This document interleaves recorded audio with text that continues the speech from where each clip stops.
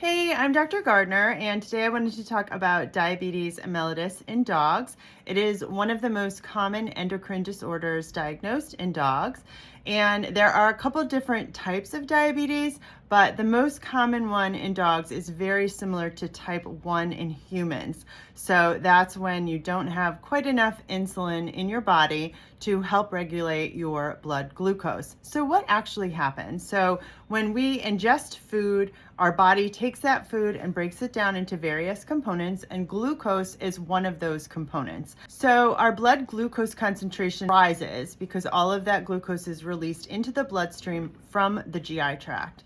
So that signals our body to release insulin. So the beta cells of the pancreas are what are responsible for releasing the insulin. So the insulin is also released into the bloodstream. So now we have glucose and insulin in the bloodstream. And what the insulin does is it will bind to specific receptors on cells, and that signals to the cells, okay, it's time to open up. And so what will happen is the cells will literally open. They'll have little special spots, and that will allow the glucose to come into the cell. And then the cell can take that glucose and use it, because that is one of the primary sources of energy that our cells use to function. So with diabetes, you don't have enough insulin. So the insulin is not there to unlock the cells to allow the glucose to enter. So when that happens, the glucose levels continue to rise and rise and rise in the bloodstream.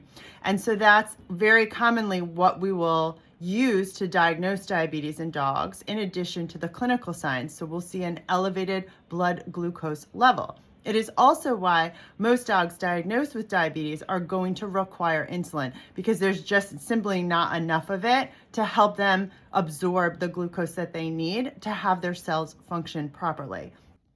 So that is my brief explanation of diabetes mellitus in dogs, at least the most common form. And a lot of the images are created by AI, so may not be completely accurate, but do give you, hopefully, a good idea of what happens.